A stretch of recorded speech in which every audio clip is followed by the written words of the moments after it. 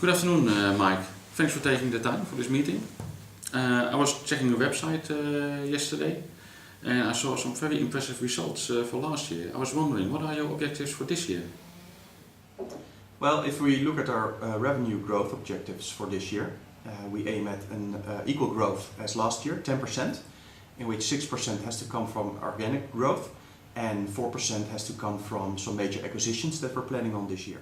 Those are challenging objectives. I understand that your revenue is generated by two divisions, retail and services. Can you tell me a little bit more about those two divisions? Yes, Remco. We have two divisions. The first one is called food retail, in which we have 130 supermarkets across the region. And in the other division, food services, we supply institutional companies like healthcare institutes, hospitals, nursing homes, but also restaurants and cafes and gas stations. And we provide these companies with our products from our 4 distribution centers.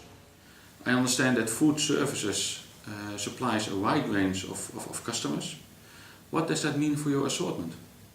Well, we serve exactly what you say, a broad market. And if you look at our assortment, it's adjusted to that market. So we have about 60,000 products in our assortment, which is pretty large, but it's necessary to provide our customers with the right products.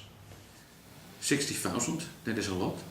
Is that a static amount of items that you supply, or is that dynamic? In other words, does it change a lot? Well, there are 2 factors of influence if we look at our assortment. The first one is seasonal influences, like the December month, in which we have a lot of holidays, like Christmas, New Year's Eve. And the second one is the economic situation, in which has a lot of impact on the spending patterns of our customers. As you can imagine, those 2 factors are of influence to the dynamics of our assortment. Okay, I understand. And what percentage would you estimate is changing on an annual basis? Well, if you look over the last 5 years, then we have an average of 10% change. So that means that we have 6,000 to, in extreme cases, 9,000 products that are changing. On an annual basis? On an annual basis, yes. That is a lot, 6,000 to 9,000 items changing on an annual basis. What challenges are you facing because of that? Well, if you look at the number of activities that our operational staff has to execute, then this is quite a challenge because every item has to be changed in our systems, and that's all done by hand. Okay, and how is this process supported by IT? Well, this process is supported by our custom-made enterprise resource planning software, in which we have a financial module, a logistical module, and a product module.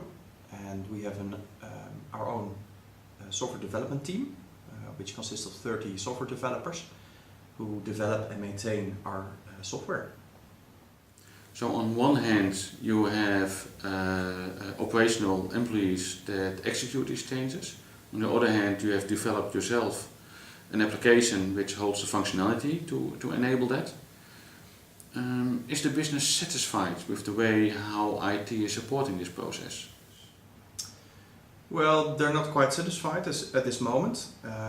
Every year we make a project calendar together with the business, in which we have the planned changes and functionality requests of the business integrated in our resource planning. And during the year, the business also has unplanned requirements, functional requirements, which are not scheduled. And this causes a problem because we have to make choices. And projects are planned based on the agreed upon agenda with the business. Mike, what are the consequences of the fact that these changes are not executed properly or in time? Well, if we look at our operational staff, they're not happy with the amount of work that they have to do, the amount of activities that are needed to change our items in our assortment. And recently I spoke to one of our business managers, and she told me that she had analyzed the impact on revenue in one of our stores, and she concluded that the loss of business was approximately €1 million in 1 month. 1 million a month per store. You just told me that you have 20 stores operational. Does that mean that potentially you're losing 20 million a month with this? Yeah, that is correct. If this is true, if our figures are correct, then we're talking about a loss of business of about 20 million per month. What does that mean for the objectives that we discussed earlier? Well, if her figures are correct, and if this is true, then this has a major impact on our revenue growth objectives. I can imagine that. So this is a serious problem. How is that impacting the image of IT within your company, Mike? Well, this causes some frustration because we develop software based on the agreed upon agenda, and the business also needs some unplanned functional changes in our software. In my opinion, the business should prioritize the changes, but they give every change an equal priority, and that is difficult because I have planned resources and planned system resources to make planned changes to our software. And they just basically tell you to do it anyway, no matter how you fix it. Yeah, they say, Mike, it's IT. Take care of it. Come on. So that's a bit of an issue. It's a nice position you're in. Yeah, terrific. Where exactly do you experience problems in this process? Well, for software development, you need 2 vital assets. The first one is software developers, human resources. That's not quite a problem because I have a good partner for that, and he can provide me additional software development resources when needed. The second one is that you need systems resources, like a develop, test and acceptance environment on which software developers can develop our software. That is a bit more difficult because the investments have to be made to buy and maintain that kind of environments, and those investments are based on our project calendar, which we agreed upon with the business in the first month of the year. Yeah, so the basic problem is that those resources are not scalable. That's correct. They're not scalable. They're planned on the project calendar. And what advantages do you see, Mike, when this environment is scalable, when it can adapt its capacity based on the business needs? If you look at my team, they're under a lot of pressure at the moment, and I think this would release some pressure from their shoulders. Also because a lot of the work on unplanned changes is done in overtime at the moment, and that's a situation that we cannot continue forever. Why is it for you personally important to solve this issue? Well, this current situation brings tension between the business and IT, and in my opinion, IT should be all about innovation and bringing innovation to the primary process. In this situation, we are distracted by all the problems that we face, and that means that we cannot focus on bringing innovation in the primary process. Basically, you're focusing on the wrong things now. Yes, you certainly could say that. And what's, in your opinion, what would be necessary in order to solve this issue, Mike? Well, if we analyze the situation, we could say that we would benefit from a more flexible DTAP environment for developing, testing and accepting our software and responding more quickly to unplanned business changes and business needs. Okay, Mike, so if I understand it well, then your DTAP environment is fixed, whereas the requirement or the demand from the business is flexible. So you're looking for a DTAP environment which can grow and shrink depending on the demand that you have.